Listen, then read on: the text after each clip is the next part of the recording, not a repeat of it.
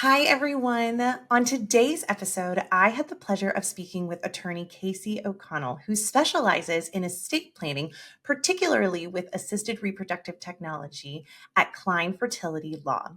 While we've heard from art attorneys before, Casey focuses on a different part of the process as he dives deep into the critical importance of estate planning.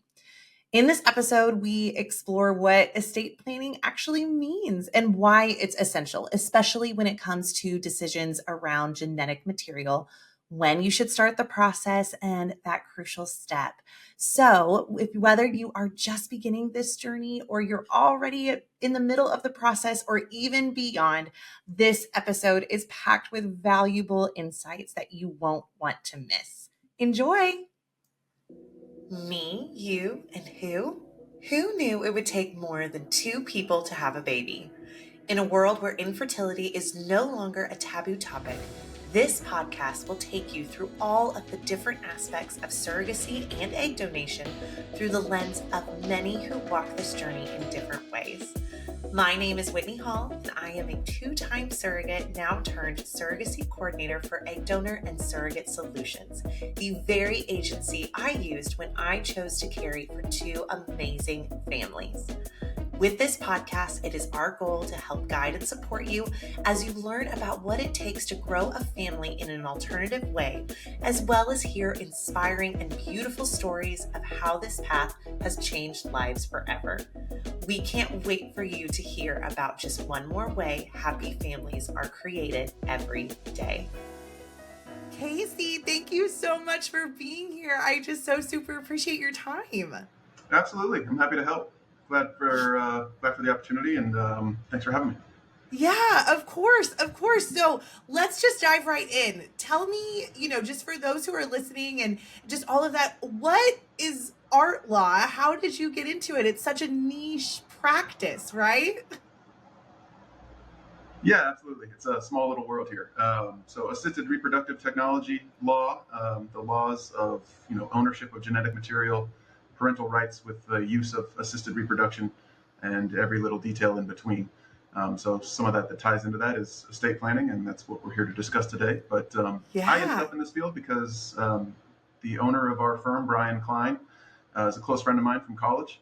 And his dad, the founder of the firm, Steve Klein, I've known his family for a long time.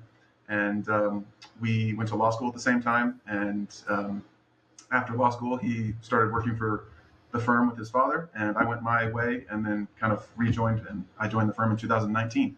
So I've just known about it for a long time. And then on a more personal note, I had some fertility issues myself. And so as an attorney, I thought I had an opportunity to help people. And it just kind of all aligned like that. One of those serendipitous things.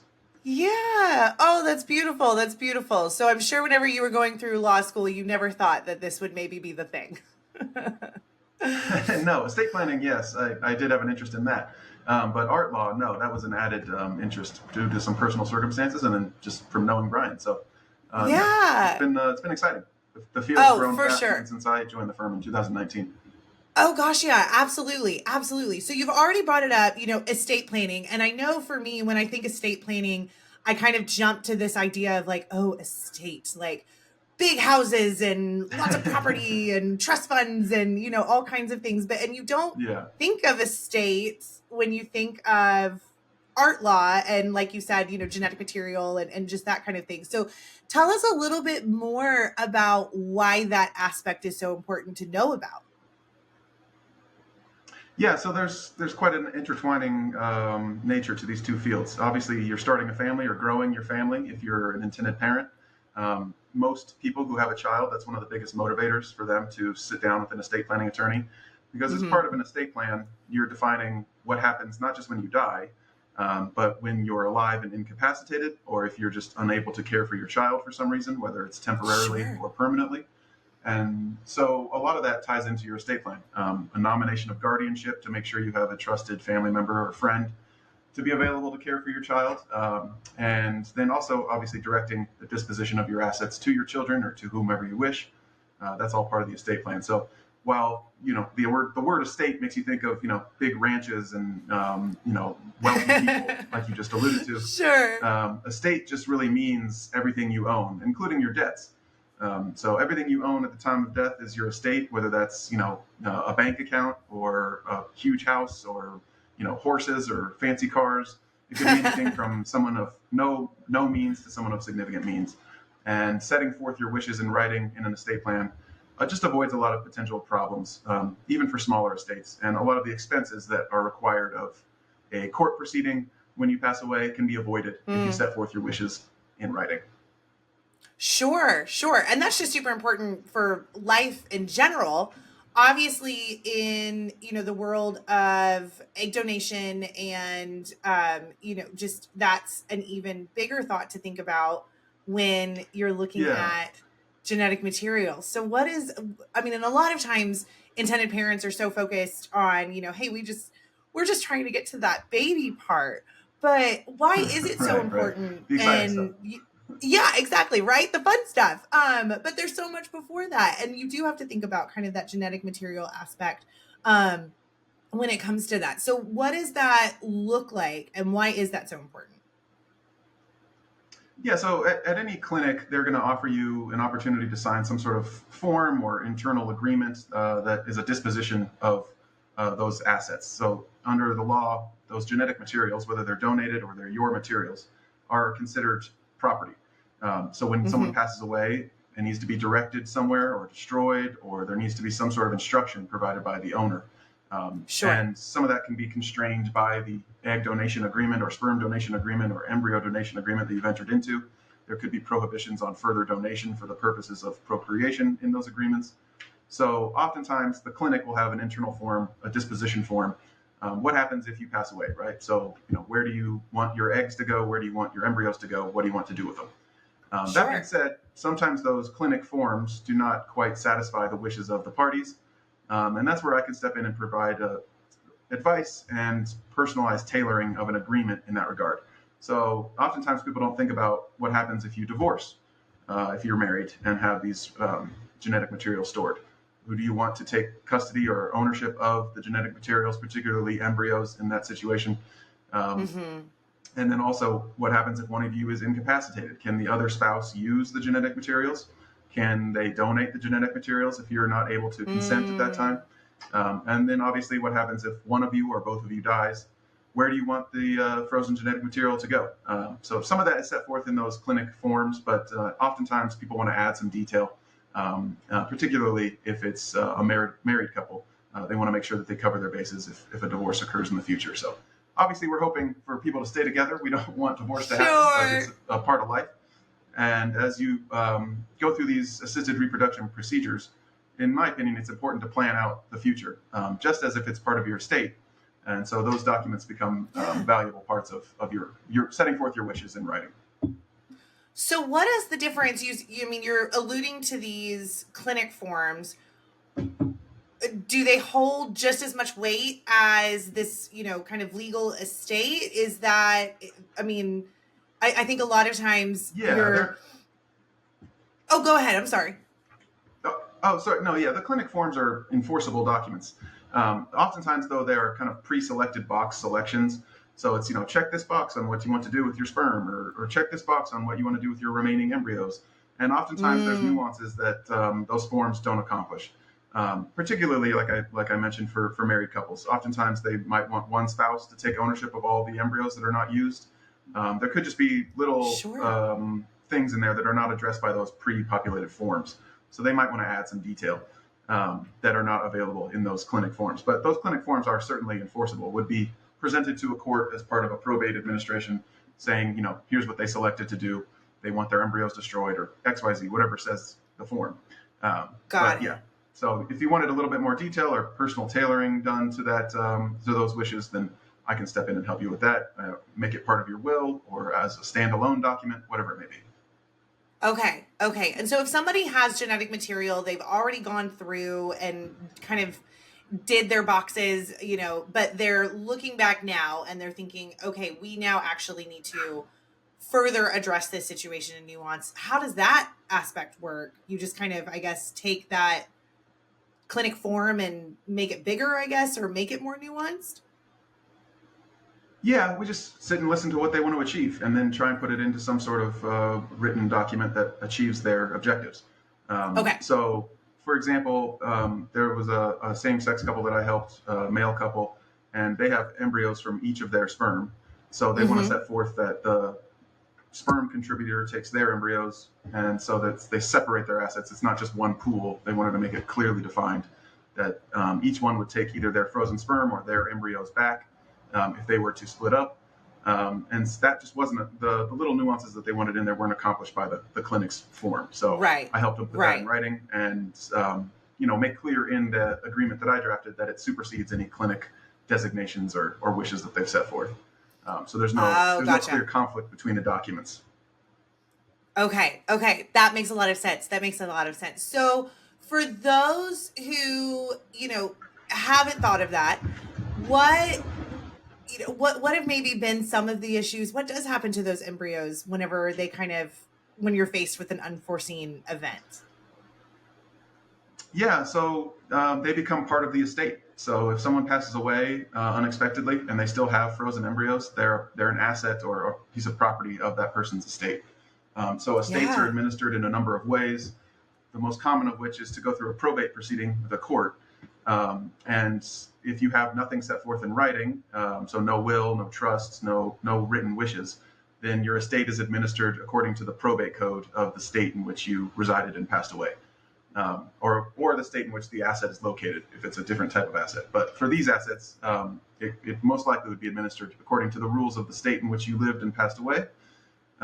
In that event, it would just go to your next of kin. So that could be a spouse, that could be children, grandchildren, and then it's up to them to decide what they want to do with it. But this is the important part, is if you don't want those assets used, if you don't want your genetics used for certain purposes, if you don't want them destroyed, or if you want them used for procreation and further donated, all that needs to be arranged through your disposition agreement or your trust or will, if you want certain wishes to be honored. So if you avoid doing that, or if you neglect doing that, you pass away unexpectedly, then it's subject to the laws of the probate code of the state in which you lived. And that's not what everybody wants to have happen, of course. So, sure. And by subject to the law, do you mean? And forgive me for not knowing. That's a good question. Sorry. That there's kind of standard dispositions of estates through the probate code in the state in which you live. So, for example, in California, when someone dies and they're married, most of their assets are going to go to the surviving spouse. So in a community property situation like that, at least 50% of the assets go to the surviving spouse, if not more, depending on the number of children you have. And then the rest of the assets go to children or grandchildren, depending on who survives you. So if you're not married, then it goes to children. If no children, then grandchildren. If no grandchildren, then it reverts back to older generations. So grandparents, parents, siblings, nieces, nephews, aunts, uncles, some sort of family member, right? Yeah, there's some sort of statutory structure for where your assets go if you don't define it yourself in a will or trust. Okay, got it.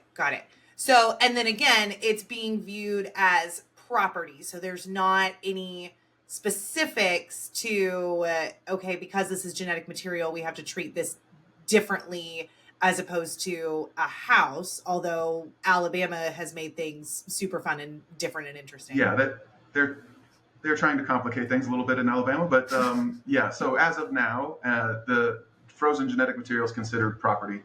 And yes, it would be distributed to whoever is rightfully going to inherit from your estate. That being said, it's important to keep these things in mind because oftentimes in egg donation and sperm donation agreements, there are restrictions on the uses of the donated genetic material. The donor doesn't want the recipient to further donate for certain purposes like procreation, either without their consent or at all. And so if those restrictions are imposed in a egg donation or sperm donation or embryo donation agreement, then you have to honor those with your estate wishes as well. So, it takes careful examination of your egg donation agreement if you have one, or sperm or embryo donation agreement if you have one, to recognize those further restrictions and then carry them forward in your estate plan. So all that careful planning is important to make sure that you're not in violation of the terms of the egg donation agreement, because even after you've passed away, if for some reason an egg donor or sperm donor found out that you violated that agreement, they could bring suit against your estate. So, for example, let's say I donated sperm to someone, and I put a prescription in the sperm donation agreement that you can't use this with anybody else for procreative purposes. Don't give it to your Okay. friend. Don't give it to your family member. Only you can use my donated sperm. Well, it turns out that that person passed away, and then through their probate estate, it went to somebody else, and they used it for procreation, and I found out about it. Regardless of regardless of how that may take place practically, whether I find out about it or not, if I did, I could say, hey, you've reached this contract. You didn't make sure that my donated genetic material was not used further for procreative purposes. And, I could potentially seek a breach of contract claim against your estate. So even after you've passed away, you can be sued. It's kind of a scary situation. Yeah. But that's So, the larger point being, you want to make sure your wishes are set forth in writing, particularly with these assets. They're very sensitive assets. It's not like a bank account that you're distributing to a family member. These were obviously intended for you to build a family, and you want to make sure that they're going to whom you want them to go to, and that they're treated according to the terms of the contracts you've signed. sure, absolutely. So that's interesting you bring that up, because I was going to ask, if you have that direct legal agreement with, your egg donor, and is that being used to consult with the drafting of that estate plan? So intended parents need to really think about the estate aspect of it prior to even going into egg donation, because that draft or that contract is used to plan the estate, is what I'm understanding that you're saying. Should be. Yeah, absolutely should be. If you have a donor involved in your efforts to grow or start your family, then that egg donation, sperm donation, embryo donation agreement needs to be presented to your estate planning attorney for sure. Got it. On top of that clinic paperwork as well. Right, absolutely. So, all of those things tie into the composition of your estate. And so any estate planning attorney will tell you, I need to know what you own, what it's worth, and how we're going to distribute it, or what you want to do with it. And it could be as straightforward as saying, if I pass away, I want all my frozen genetic material destroyed. Again, you can set that forth in your will. Sure. It could be as complicated as, I want some of it to go to this person, some of it to go to that person, and they Sure. can use it for XYZ purposes. Or I want to donate it to medical research, are common things that we see. So all those options are available to you. It's just a matter of getting it set forth in writing. So it's not, this can also lead to some disputes because, oftentimes people are trying to have kids. And if they pass away before they're able to achieve that, do you want your spouse to be able to have a kid with your genetic material after you're deceased? That's come up in the news a few times, where parents are trying to have kids with their deceased child's genetic material, or their surviving spouse is trying to have a kid with their deceased spouse's genetic material. And, that can lead to some legal disputes and court disputes, because oftentimes family members will interject and say, we don't want them to use the genetic material for that. And then it becomes a long, protracted, litigated matter that could have been avoided if you set forth your wishes in writing. How does a family, in the case of you have two spouses, one passes, they've created this genetic material, they choose to move forward, how can a family just come and say, we don't want you to do that, if they aren't part of the last will and testament or things like that? You can just sue anybody? Well, yes, you can sue anybody, but the theory is that if they have another child, then it is a detriment to their interest in the estate. So what they're saying is that, our deceased family member did not say you could do this expressly. So now if you have another kid, it's going to diminish my interest in the estate, or I'm harmed in some way in that regard. Or it's just flat out, I knew the deceased person, and I know that they don't want you to do this after they're dead, and so I'm asserting their rights in contravention of your claim. So it just becomes a litigated matter.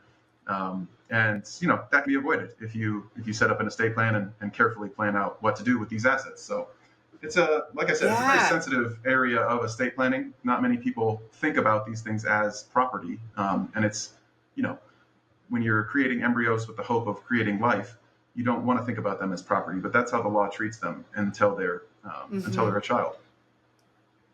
Sure, sure. So, and again, we've kind of alluded to this. Alabama made things, much more complicated, and that's still kind of up in the air at the moment. But what are some of the things that kind of vary state by state when it comes to estate planning, art law in general, that maybe intended parents need to be aware of when they're thinking about this? Yeah, so Alabama's ruling is limited to Alabama, so Right. that's in a confined world there. So there's not much concern for people outside of Alabama with respect to that ruling. But things that vary state by state for intended parents are the way marital property works is the biggest one. So there are certain states that are community property states. I think there's 13 of those Okay. states, and then there's states that are non-community property states. And all that means is that how you define who owns your property in a marital relationship is different. So in community property states, the spouses own equally everything that's acquired during the marriage. So unless it's by inheritance or a gift. So if let's Okay. say we were married, and your income every month, it's 50-50 between the two of us. My income Right. every month between the two of us is 50-50. If we own a house, if we buy it as community property using community assets, it's a 50-50 split. So it just makes things, in theory, simpler in community property states that when you're married, everything is In theory. 50-50. Yeah, in theory. And then non-community property states, it's based on the contribution to the marital estate, how they define who owns what. So that's one of the biggest considerations is just marital property in general, how you define it and what state you reside in. The other differences, particularly with respect to assisted reproduction, are just concerns about disposition, who can use your genetic material, and what I've mentioned before is, are you allowed to further distribute it to an heir or beneficiary? Oftentimes, that's going to be set forth either by the laws of the state or by the agreements you sign with the clinic or by the agreements you sign with the donors. So if you're not using a donor, oftentimes there could be prohibitions on further donation of your genetic material, or there could be restrictions on who can receive it or who can use it and for what purpose. Sure. And then obviously if you're using a donor, that'll be defined by your agreement with the donor. Right. Right. Outside of that, So, it's really I mean, it's really up to you to set forth what you want to do with it. So it's there's yeah. no, to my knowledge, there's no legal prescriptions on further donation of your genetic material as long as you set forth in writing who you want it to go to. Right, which is why this is such an important part of the process, but not one that a lot think about. You're mostly just you're just trying so hard to get to that baby part. Well, So right. Yeah, what we're thinking about in assisted reproduction is creating life, right? You're starting to you want to become a parent or you want to have another child. All that's exciting. From you get to experience the pregnancy and be excited when the baby's born. No one wants to talk about what happens when you die when you're going through the excitement of creating a new baby. So I understand that, but I like to try and reframe people's thoughts of it's not so much what happens when you die; it's what happens. How can you protect your family? Life is unexpected, but one thing you can expect is to die.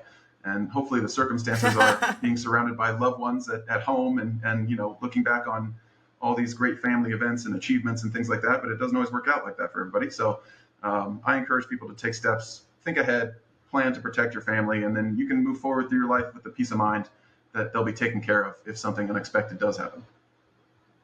Yeah, absolutely. Absolutely. So what, it can be incredibly overwhelming to think about. You are looking ahead to the excitement part of parenting. You don't want to necessarily think about, kind of just the estate planning aspect of it.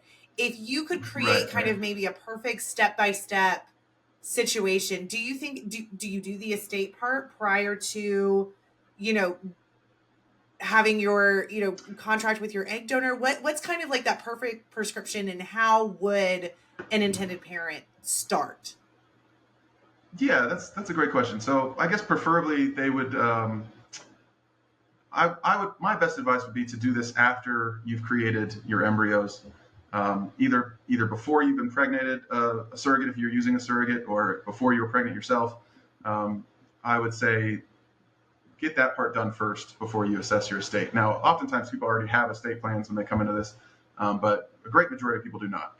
So if you're getting to the point of creating embryos, then it's time to start thinking about these things, because all those disposition things that we just discussed come up. What happens if one of you has a freak accident and is incapacitated? Do you want the other spouse to be able to continue? So after you've created embryos is probably the best time.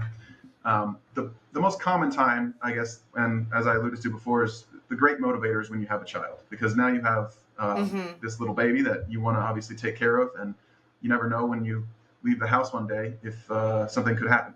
So that is really what will get people to take this more seriously and approach it with intent. That being said, again, I try to counsel people not to think of this as fear. It's more protect your loved ones. You went through possibly rounds and rounds of IVF yourself, or rounds and rounds of attempts to become pregnant yourself. You now finally have got to the point you have this baby. Take seriously the obligations of you being a parent and not always being able to be there. And this is how you do it. It's, set up your estate plan, whether that be a simple will or a trust. That all depends on the composition of your estate. But ideally, you would do it no later than a few months after you've had the baby. The part I'll mention is that you can always change these documents. So they're freely amendable, revocable. You can change little aspects of them or them entirely at any point in the future. So you're not locked into anything you do once you set this up. So if your baby's 2 months old and you obviously don't know much about how your child's going to turn out at that point, and then by the time they're 18, they're perfect little angels and everything, then you can change your estate to accommodate that. Or if they're little troublemakers, you can change your estate to accommodate that. So, all these things can be updated and amended in the future.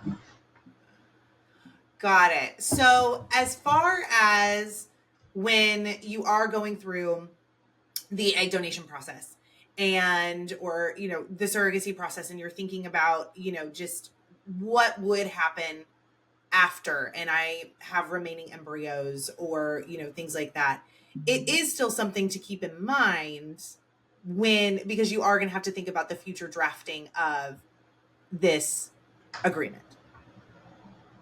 Yeah, I mean, or this as long as you have those, right? As long as you have that property, it's something that will need to be included in your estate. Now, it's a question that I ask because I'm involved in assisted reproduction. Obviously, other estate planning attorneys, it might not cross their mind.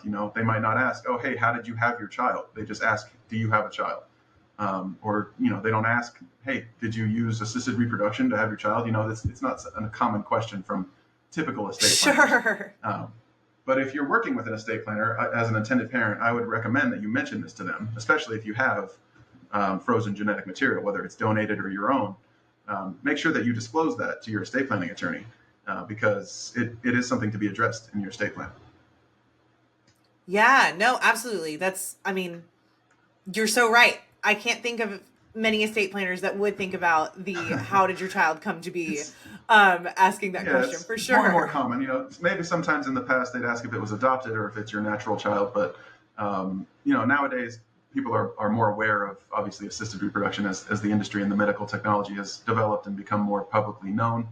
But again, especially some of the older estate planning attorneys I've worked with, that's not something that crosses their mind. So make sure you mention Sure. There you go. That's a good tip. Do you have any other advice that you would give to intended parents as they're thinking about just this aspect of estate planning? Whether they are in the beginnings of even deciding if egg donation is how they're going to grow their family, or, hey, we have 9-year-olds and genetic material and we have no idea what we want to do yet. Yeah, I would say act sooner than later. It's always better to plan ahead, and that's coming from an estate planning attorney. I realize how that sounds, but I genuinely mean this. If you want to achieve that peace of mind that your family will be taken care of. And again, this isn't just, I could go and get in a car accident and pass away. This is what happens if I'm permanently disabled, and how does my family care for me? Sure. How does that work with potential benefits that I have at my employment? Do I have disability insurance? Do I have life insurance? All these types of things that and financial techniques that people use to protect their families are a part of the discussion with an estate planning attorney. So sure. Act sooner than later is what I would say. But I say that ad nauseum, and most people will wait until they're around retirement age to set up an estate plan anyways. But it's up to you. If you're not a nervous person and you think everything's going to go fine, then have at it. But I would err on the side of caution and plan further ahead if I was you. Sure, absolutely. What would you say is maybe your favorite part about what you do? Just getting to know the clients. I've really met some really interesting people. And just as an attorney, typically when you think about attorneys, you think about disputes or litigation or, courtroom fights or intense testimony, sure. Things like that. What we do is usually very, everyone's in agreement, right? So there's no dispute to address. There's no sides to take. We're all trying to help one another here. And that's really a very rewarding feeling. And so getting to know people when they've gone through troubles of their own, trying to have kids, and now they're at this point, and they finally get to that point of achieving a pregnancy, it just feels good. It warms your heart. And that's what I enjoy the most. Yeah, for sure. Oh, I love that. Well, Casey, I really so appreciate you kind of taking the time and, especially with something that is so niche and, but important and not something that you think about a lot. But this is so important and necessary in the process, in life in general, but then to think about that nuance of genetic material and things like that. Well, my final question to you, and it's a fun one. For anyone who knows me, they know that I cannot start off the day or have a very successful day if I have not had my cup of coffee. We're a little codependent on each other.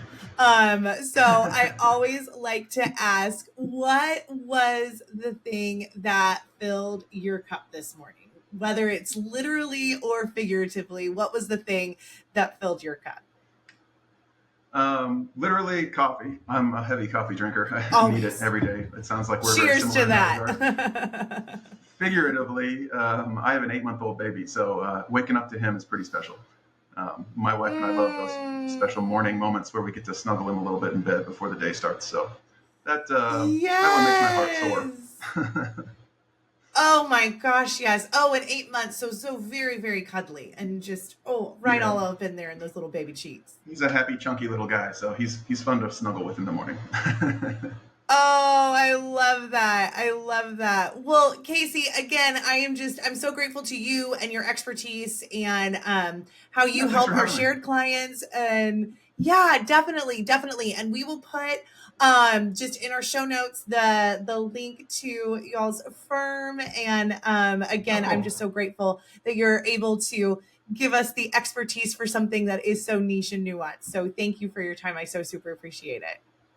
Absolutely, Whitney. Thanks again for having me. Appreciate it. And look forward to another chance maybe in the future. Absolutely. Thanks, Casey. Thank you so much for joining us on this episode of Me, You, and Who.